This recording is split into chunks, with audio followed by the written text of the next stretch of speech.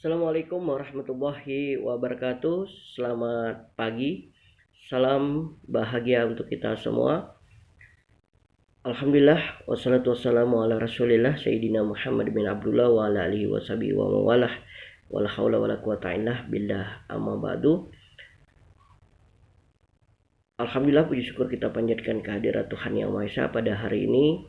Ya tentunya alhamdulillah khususnya Bapak sendiri dalam keadaan sehat.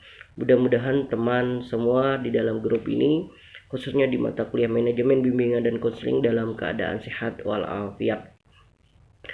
Dalam kondisi ini ya tentunya Bapak memahami secara mendalam apa yang teman-teman hadapi gitu. Pertama ya tentunya sebagai umat muslim, umat Islam, ya bagi yang menjalankan ibadah puasanya ya Bapak mengucapkan selamat menunaikan ibadah puasa. Dan sebentar lagi juga kita akan menghadapi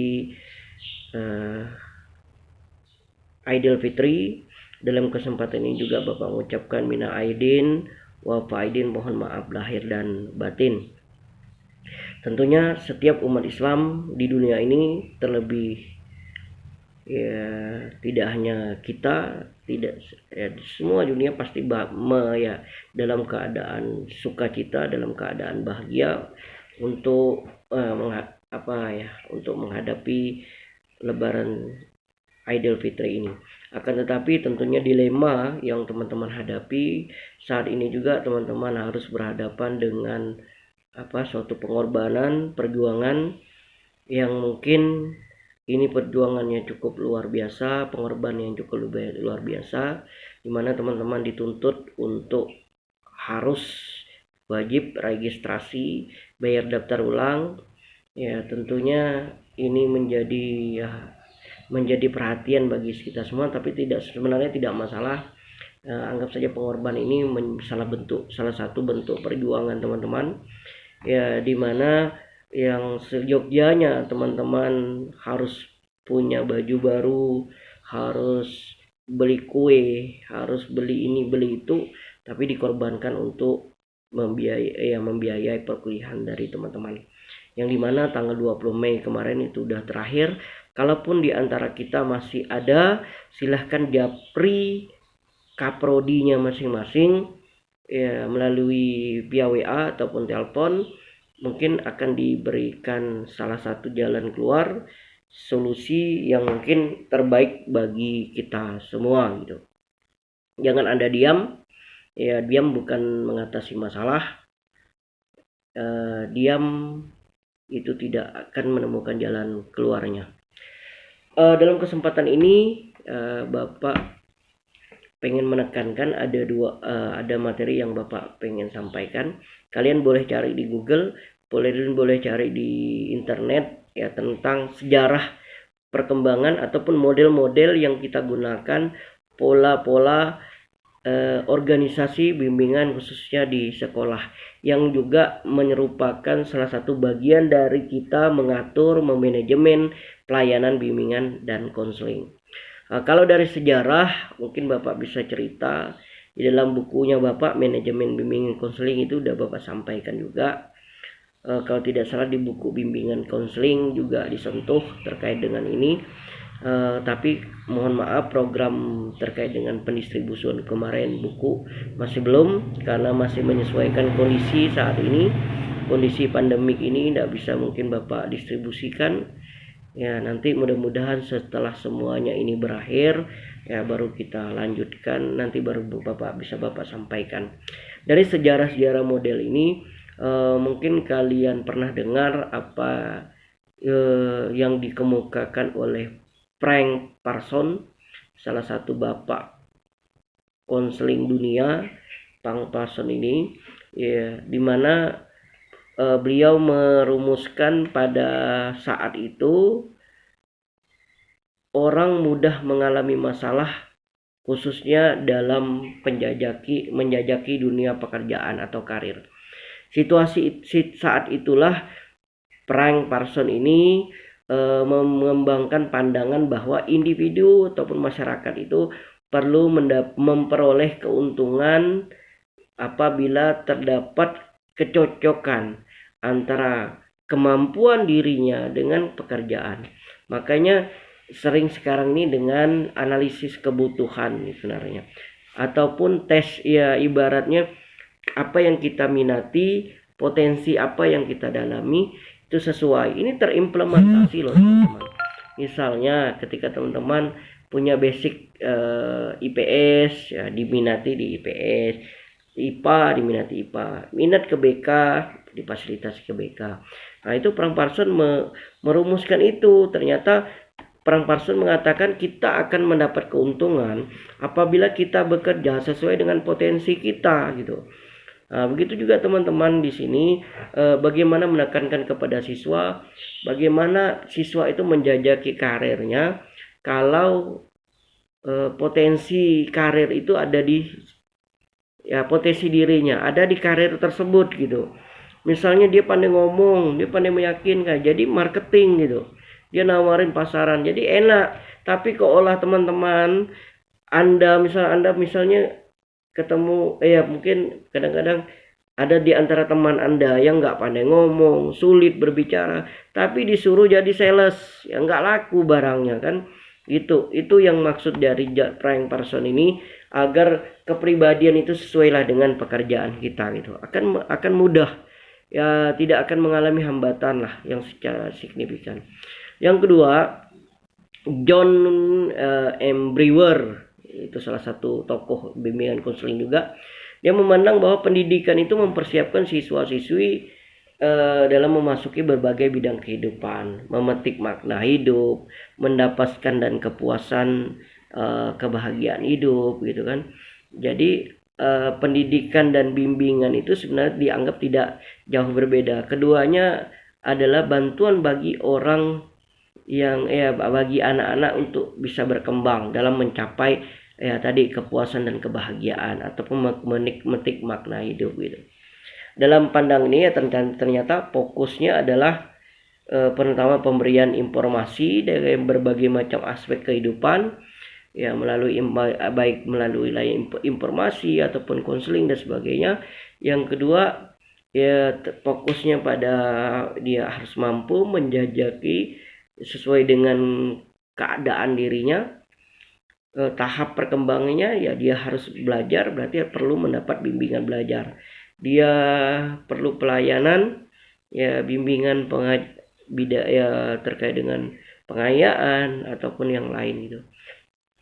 Itu John M. Brewer. Sekarang model yang diterapkan oleh William M. Proctor memandang bimbingan itu kan memiliki dua fungsi pokok itu. Pertama, penyaluran dan distributif, yaitu membantu siswa memilih berbagai macam bidang belajarnya, ya kurang lebih dengan Frank Parson tadi.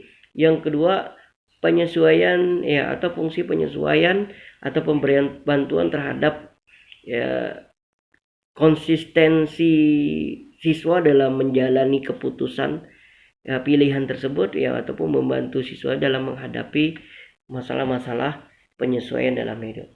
Dalam model ini ada model klinis, ya di mana fokus beratnya adalah masalah-masalah yang berat, itu kan klinis tuh. Ada Arthur Jones, ya dan Martin Katz, ada Ruth Strang, ya, itu sebenarnya hanya sejarah sih sebenarnya. Tergantung dari kita. Ya kalau diimplementasikan sebenarnya sejarah-sejarah itu merupakan rujukan dalam penerapan. Tanpa terasa kita juga menerapkan gitu. Pak, apa hubungan ini dikemukakan oleh ini? Ternyata tanpa kita sadari. Sebagai contoh tadi peminatan, pemilihan bidang studi. Ternyata tokoh-tokoh dulu sudah merumuskan ya hal-hal seperti itu. Yang lebih khusus adalah pola pelaksanaan bimbingan ini. Dalam bukunya Bapak itu sudah dijelaskan juga ada 4 pola dalam pelaksanaan bimbingan. Ini juga kita ketahui dalam mengatur dan manajemen. Ada pola yang dinamakan pola generalis. Nah, pola ini tersebar secara luas. Mengatakan bahwa pelayanan BK itu tersebar secara luas dan melibatkan banyak tenaga kependidikan. atau tenaga ahli, guru mata pelajaran, wali kelas, guru kelas ya.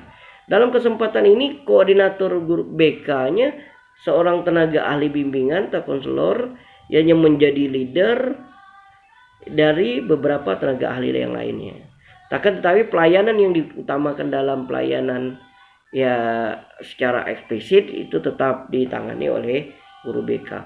Jadi semuanya berhak memberikan bimbingan. Tentunya hal-hal yang sifatnya batas kewajaran. Misalnya kalau seandainya siswa yang rambutnya gondrong, nggak lagi ini tolong guru BK ditegur, nggak mungkin. Semuanya berhak. Kamu rambut kamu udah gondrong. Pakaian kamu kenapa dikeluarkan? Atribut kamu kok tidak dibawa? Nah, semuanya berhak menegur mereka. Atau seorang yang sedang lagi adu bertengkar, adu mulut, bertikai, nggak mungkin ya guru BK. Cari guru BK-nya dulu, nggak mungkin. Semuanya berhak ya konsisten dalam memberikan ya bimbingan ataupun pembinaan terhadap hal ini. Selanjutnya pola spesialis. Nah, ini pola spesialis dikatakan bahwa pelayanan BK ini tentunya khusus ditangani oleh orang-orang yang ahli, orang-orang yang betul-betul memahami bimbingan dan konseling itu sendiri. Dalam penerapan pola ini biasanya guru BK berada di ruang konseling menunggu pasiennya gitu. Nah, selanjutnya pola kurikuler. Pola kurikuler ini pelayanan BK diintegrasikan dalam kurikulum. Nah, Anda mungkin pernah dengar bahwa guru BK masuk kelas. Nah, itu terjadwal, tersistemkan di dalam kurikulum. Berarti peran BK juga memiliki kontribusi dalam kurikulum tersebut. Sehingga ini diterapkan pola kurikuler. Selanjutnya pola relasi manusia gitu. Dalam kesempatan ini, bimbingan dan konseling bekerja sama dengan menciptakan relasi antar manusia ya, karena sebab manusia itu diyakini akan hidup bahagia dan mentalnya menjadi sehat dengan relasi antar pribadi ataupun antar manusia tersebut. Jadi menjadi pertanyaan, Pak, apakah pola yang mana baik kita gunakan? Tentunya semua pola ini baik ya. Kita gunakan secara kombinasi di sekolah. Ada kalanya kita menggunakan kurikuler yang memang terjadwal sesuai kurikulum, ada kalanya kita menunggu memanggil siswa di ruang-ruang tertentu. Nah, semuanya komponen ini ataupun pola ini sangat baik bagi pelayanan ataupun dalam kita memanajemen bimbingan dan konseling. Mungkin itu secara singkat Bapak sampaikan. Sekian pertemuan ini. Mudah-mudahan kita dapat maksudnya kita tetap optimis, tetap semangat teman-teman dalam menghadapi situasi ini. Mudah-mudahan akhir lebaran ini berakhir juga kondisi pandemi, kita bisa ketemu bertatap muka seperti biasa, yang terlebih khususnya sebelum ujian akhir semester. Sekian Bapak akhiri, wabillahi taufiq wal hidayah. Wassalamualaikum warahmatullahi wabarakatuh. Selamat pagi dan salam bahagia untuk kita semua.